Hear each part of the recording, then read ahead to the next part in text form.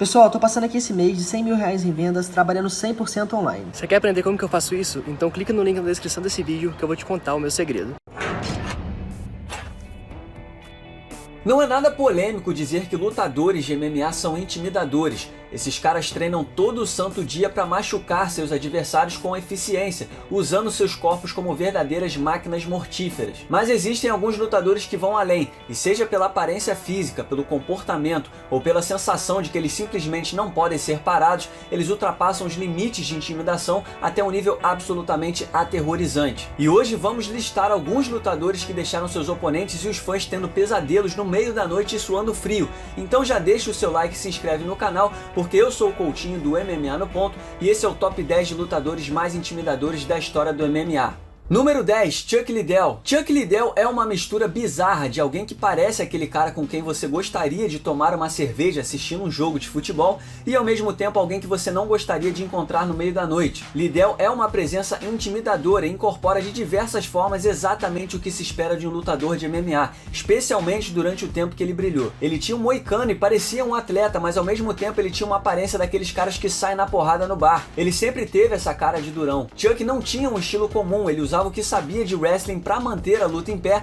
e assim ele podia dar um soco na sua cara. Mas mais do que tudo, mais do que a aparência dele, mais do que seus olhares intimidadores e sua postura destemida, o que tornou o Chuck Liddell tão intimidador foi que ele sempre foi um finalizador. Ele simplesmente te levava ao inferno com uma enxurrada de ataques poderosos que iam machucar você. Durante sua lendária trajetória de 2004 a 2006, Liddell nocauteou todos os adversários que enfrentou, atropelando 7 rivais consecutivos. E o que parecia que não havia absolutamente nada que você pudesse fazer. Ele não deixava você fazer o que você queria. Ele forçava você a entrar no jogo dele e depois te puniria por isso. A emoção expressada nas comemorações depois de seus nocautes brutais só aumentaram seu nível de intimidação. Chuck no seu auge representava a dor, e se você lutasse contra ele naquela época, você sentiria isso e estaria intimidado logo de cara. Número 9, Quinton Rampage Jackson. Todo lutador é forte, todo lutador é um atleta, mas nem todo mundo pode destruir alguém da forma que Rampage Jackson fazia no seu auge. E provavelmente nenhum momento mostra isso com mais clareza do que aquele quando Rampage nocauteou Ricardo Arona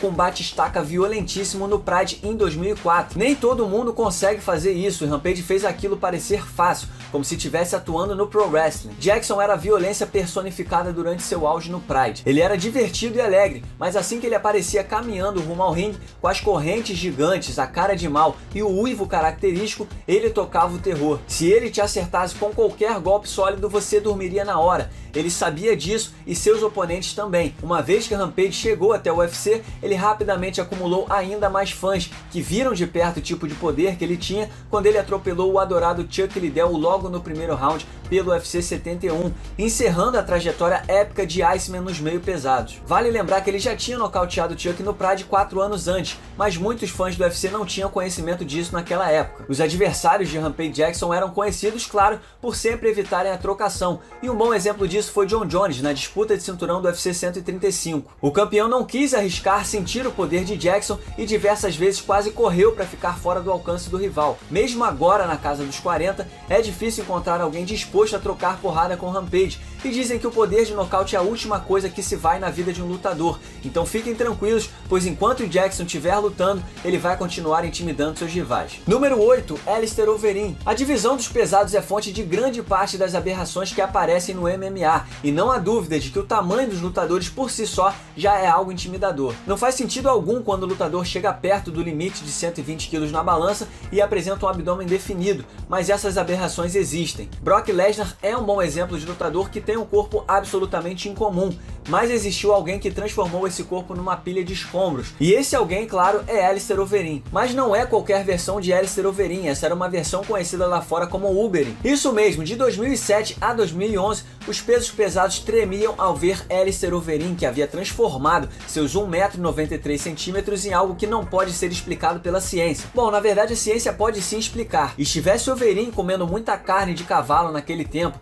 ou outros fatores estavam sendo injetados na sua rotina, a gente gente não tá aqui pra especular. O que é certo era que nessa época o Overeem era a maior aberração entre tantas. E Bob Sapp não conta, suas primeiras lutas foram absolutamente bizarras por conta da diferença de tamanho e depois ele perdeu quase tudo que ele disputou. Por outro lado, Overeem foi dominante, emplacando uma sequência de 11 vitórias, conquistando o título dos pesados do Strikeforce, o título dos pesados do Dream até chegar ao UFC e destruir Brock Lesnar. Nessas 11 lutas ele finalizou 10 adversários. Não existia ninguém mais assustador na época do que Overeem. Parecia que ele não perderia nunca mais, mas o que aconteceu foi que Overeem puxou seu próprio tapete e derrotou a si mesmo. Pouco depois de ser escalado para enfrentar Júnior Cigano no UFC 146, os níveis de testosterona de Overeem estavam maiores do que o dobro do permitido, e nós não o vimos dentro do cage até 2013. E quando ele voltou já era uma outra versão, mas por 4 anos existia um peso pesado que ninguém queria enfrentar, e esse cara era Alistair Overeem. Número 7, Rumble Johnson. Já existiram várias versões de Anthony Johnson, e cada versão nova parecia mais sinistra do que a anterior. É como aquela piada de Dragon Ball Z, talvez a gente ainda não tenha visto todo o poder de Rumble Johnson. E embora ele tenha sido um dinâmico e devastador meio médio, é isso mesmo, de alguma forma Johnson já bateu 77 quilos durante sua carreira.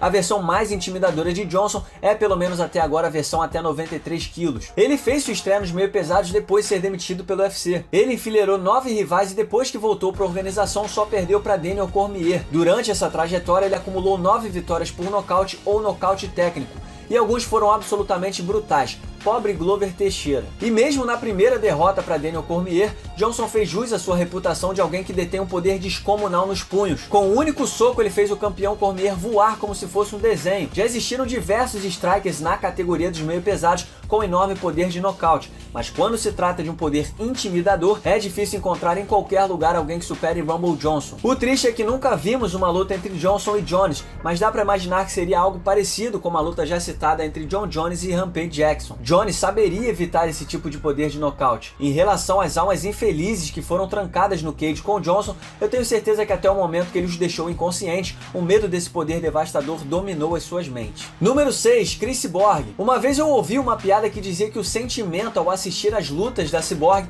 era que a gente devia ligar para a polícia imediatamente ao final do combate. E acho que isso já diz tudo em relação ao que faz de Cris Cyborg uma lutadora tão intimidadora. Ao longo de sua série invicta, que durou longos 13 anos, Cris Cyborg brutalizou 21 adversárias. E se você ouviu o gongo final da luta, você faz parte de um grupo seleto. Foram 21 vitórias e 17 por nocaute, sendo 11 conquistados logo no primeiro round. Uma dessas vitórias foi revertida para no contest sem resultado depois que a brasileira caiu no doping, o que foi um fator ainda mais intimidador. Cyborg era rápida e violenta. Ela acabaria com a luta no exato instante que encontrasse uma brecha e desceria a lenha até que o árbitro não tivesse escolha a não ser encerrar o combate ou acabar processado. Assim como Mike Tyson no seu auge, o desfecho das lutas de Cyborg era quase previsível. O sentimento era que toda vez que uma luta de Cyborg era anunciada, uma alma seria sacrificada. Cyborg teve um favoritismo assustador diversas vezes na carreira, o que mostra o que as casas de apostas pensavam sobre suas lutas. Cyborg era simplesmente imparável e ainda por cima brutalmente violento. Muito pouca gente nesse esporte intimidou tanto quanto Cris Cyborg. Número 5, Mirko Cro Cop. Perna direita, hospital. Perna esquerda, cemitério.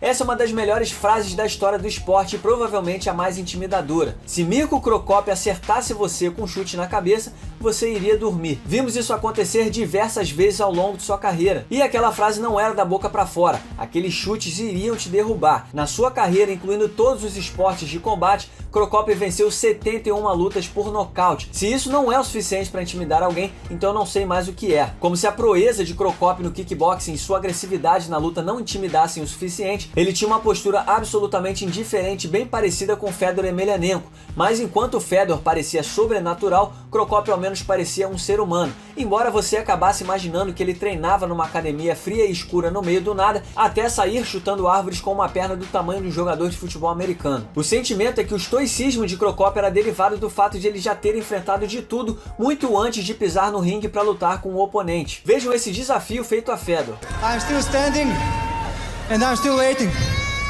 for the title fight. Emelianenko, Fyodor, you are next. É de arrepiar. O peso pesado croata foi uma escolha óbvia para nossa lista. Número 4, Yoel Romero. Yoel Romero é um monstro. Apesar de hoje ter 42 anos, Romero parece um personagem de uma história em quadrinhos. Ele pode muito bem ser o lutador mais atlético da história do MMA. Sua explosão e suas habilidades físicas são completamente incomuns num esporte cheio de atletas de nível mundial. Adicione a isso o fato de ele ter conquistado a medalha de prata nas Olimpíadas no wrestling, ter nível altíssimo para luta e golpes poderosíssimos. Yoel é a personificação da intimidação e vai contra tudo que já vimos. E não podemos esquecer que ele quase decapitou o Chris Weidman com uma joelhada. Romero é como uma força da natureza, e mesmo nas lutas que ele perde, assim como nos 2 confrontos com Robert Whittaker, a impressão é que o Whittaker mudou de nível depois dos 10 rounds contra esse cara. As pessoas gostam de lembrar do desafio feito por Romero contra Michael Bisping como algo assustador, mas em outro contexto seria até bem engraçado. Pode até não parecer, mas Yoel Romero é aquele cara que vai esfriar o seu sangue sem você perceber. Ele é simplesmente aquele monstro do filme que ganha vida. Você não vai conseguir matá-lo, e sua missão é simplesmente sobreviver. Número 3, Fedor Emelianenko. Frieza é provavelmente a palavra que melhor descreve o que faz de Fedor Emelianenko tão intimidador. No esporte repleto de atletas querendo chamar a atenção, especialmente no Japão, onde a carreira de Emelianenko decolou, Fedor parecia completamente alheio a tudo ao seu redor. Suas entradas costumavam ser bem elaboradas e num lugar como o Saitama Super Arena, com capacidade para 36 mil pessoas, mas você jamais saberia dizer o que estava acontecendo baseado no comportamento dele ao caminhar em direção ao ringue. Você não saberia nem dizer que ele estava prestes a lutar com alguém. Ele parecia simplesmente vazio, sem emoção alguma, absolutamente frio, como se ele não fosse afetado por nada, nada o atingia, e ele lutava desse jeito. Nenhum tipo de acontecimento parecia mexer com o emocional de Fedor, nem suas vitórias. Sua natureza fria, junto às suas raras entrevistas, fizeram de Fedor uma figura mitológica no esporte. É como se ele nem fosse humano, ele era uma máquina que era terrivelmente eficiente e rápida quando se tratava de violência. Sua trajetória invicta, que durou quase uma década, era outra coisa intimidadora. Ele não se abalava, ele não podia ser derrotado e ele aparentemente não se importava. Fedor é exatamente o oposto do que torna a maioria dos lutadores intimidadores, mas é isso que o torna tão intimidador. Frio, misterioso, imparável. Se essas palavras não colocam medo no seu coração, você está obviamente mentindo, e Fedor foi a personificação desse medo no MMA por 10 anos. Número 2, Anderson Silva. Anderson Silva é uma anomalia. Você jamais saberia, apenas olhando para esse cara, que ele é um dos lutadores mais temidos da história. Ele é um cara muito agradável, tá sempre brincando, tá sempre sorrindo, gargalhando e adora dançar também, e sua voz é extremamente fina. Fisicamente, ele não é o cara mais assustador que você já viu. Ele meio que parece aquele seu colega de trabalho. E se você nunca tivesse o visto lutar, a última palavra que viria à sua mente seria intimidação. Mas é claro, todos nós já vimos Anderson Silva lutar e sabemos exatamente por que ele é tão intimidador. Anderson Silva é simplesmente melhor do que você. Ele é melhor do que você e não existe nada que você possa fazer a respeito. E ele vai jogar isso na sua cara. Ao longo da trajetória de Anderson como o maior campeão dos médios de todos os tempos, testemunhamos inúmeros momentos de Anderson brincando com outros lutadores. Na maior parte de sua carreira, Anderson parecia um deus da luta. Seus oponentes faziam tudo o que podiam e nada disso atingia Spider. Nem um corte, nem um arranhão sequer. Ele nunca passou sufoco. A única luta durante essa trajetória como campeão na qual ele foi dominado, ele acabou vencendo nos minutos finais com um triângulo contra Chael Sonnen no UFC 117. E depois na revanche, Chael estava bem no primeiro round, mas Spider voltou com tudo no segundo assalto e destruiu Sonnen completamente. Spider ia da palhaçada até o momento em que ele desconcertava seus oponentes e os nocauteava brutalmente de forma espetacular em segundos. E os rivais sentiam isso, eles já viram isso antes. E quando eles pisaram no cage com Anderson Silva do outro lado, eles congelaram. Quase ninguém se saiu bem diante de Anderson Silva no seu auge. Ele deixaria todo mundo constrangido, ele destruiria você e faria esse trabalho parecer fácil. Se isso não é intimidador, eu não sei o que é. Número 1, Wanderlei Silva. Para os fãs que começaram a acompanhar MMA na era de Conor McGregor e Ronda Rousey, a ideia de que Wanderlei Silva era intimidador pode parecer boba. O brasileiro não ganha uma luta desde que esses dois astros alcançaram sucesso, e as duas lutas que ele fez no Bellator foram bem depois de seu auge no esporte. Mas para os fãs das antigas que acompanham o MMA desde os tempos do Pride, não existia força mais aterrorizante no MMA do que o cachorro louco. Durante sua trajetória no Pride, Wanderlei era considerado um dos melhores lutadores de todos os tempos, e sua agressividade quase que incontrolável é apenas uma parte do que o faz tão intimidador. Suas encaradas armas lendárias, os olhos fixos nos oponentes como se fosse um predador calmo, mas ao mesmo tempo pronto para destruir tudo que tivesse na sua frente, e isso tudo enquanto suas mãos rolavam para frente e para trás. Era um pesadelo por si só. Me diz se isso não é o suficiente para assustar alguém. Mas não era só isso. Qualquer um pode parecer mal, mas Vandy era mal. Seu estilo de luta era brutal, com golpes pesados que ele disparava até derrubar os adversários. 80% das 35 vitórias que ele teve na carreira foram por nocaute. Vanderlei lutava como um animal encurralado e ele repetia esse comportamento sempre que confrontado antes de suas lutas. Numa época em que o esporte estava cheio de personagens intimidadores, Vanderlei Silva fez todo mundo parecer um ursinho de pelúcia. O estilo de luta dele, a forma como ele se comportava nos eventos, Vandy deu uma aula de como intimidar alguém e por isso ele é sem dúvidas o número 1 de nossa lista. E aqui vai um salve para Tommy Too Hold, que escreveu essa lista. Você pode segui-lo no Twitter através do @TommyTooHold. Muito obrigado por assistir, não se esqueça de deixar o like e se inscrever no canal, nós teremos vídeos semanais por aqui. Deixe também o seu comentário logo abaixo sobre o que você achou desse vídeo e siga-nos nas redes sociais. Muito obrigado mais uma vez e até o próximo vídeo.